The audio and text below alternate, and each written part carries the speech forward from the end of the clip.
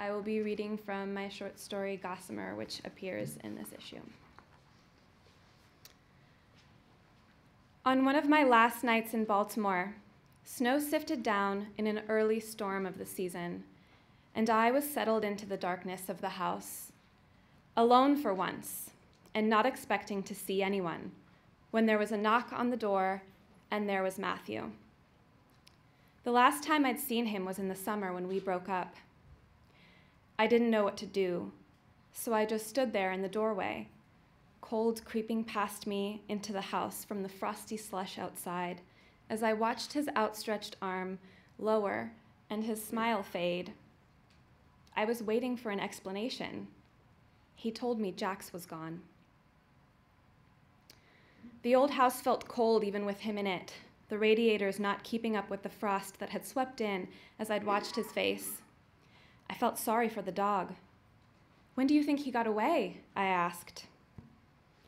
"I let him out after work," he said, "but he didn't come back after a few minutes. I checked the yard and he was gone. You have to help me find him, Liz." He had always been there with us, and now that Matthew and I were standing next to each other again without Jax, it seemed wrong that there was no scratchy snout tugging on our sleeves. The ground was a glass pane. It had been sleeting all afternoon. Around me, a crystal city covered in frosty pools of slush and ice. I tried to picture Jax somewhere in the city, his fur, his hairy snout, matted with ice, but I couldn't imagine it.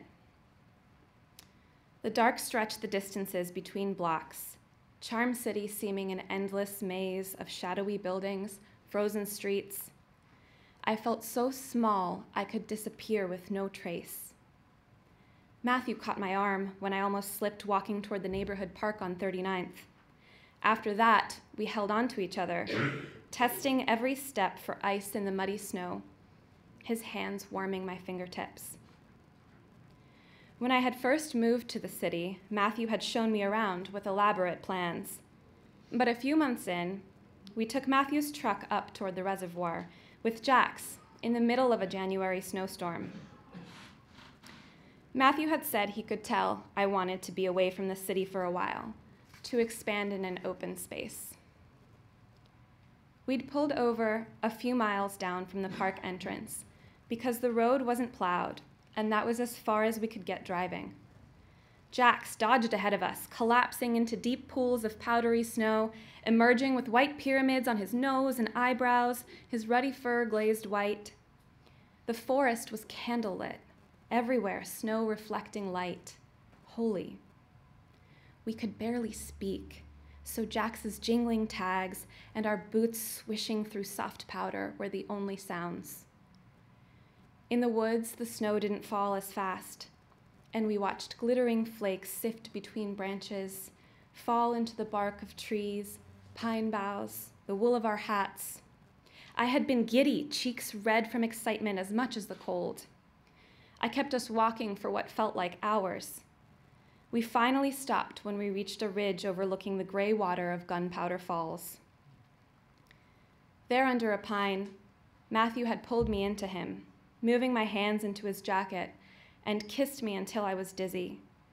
His lips and tongue and hands on my face were warm, and kissing him was like slipping into a bath. All around us it smelled like soil and tree sap. When my teeth started chattering, he pulled a thermos and flask from his backpack, hot chocolate and rye. We drank it as Jax tumbled back and forth between trees, stopping only to pant at our feet. Back at the car, Matthew wrapped me and Jax in blankets for the ride home. I fell asleep on the drive, didn't even wake up when we got back, and Matthew carried me inside. I thought it might have been a dream when I woke up later, still lulled from a night of dazzling snow and all that heat. Now, our short walk had been enough to soak through my shoes. It began to sleet again as we reached the creek at the far end of the park, and we watched snow dripping down twigs and thin branches crashing onto the frozen creek below. We could barely see and walked back toward town. It was too wet to reflect any light, too wet for the slush to fall noiselessly. Our voices echoed off glazed buildings and icy cars in the empty streets as we called and whistled for Jax. "He's never been gone this long," Matthew said. And I knew we were both worried about what we couldn't say. Was he lost forever? In the city, there were so many things that could have gone wrong. Instead, I said, "We'll find him."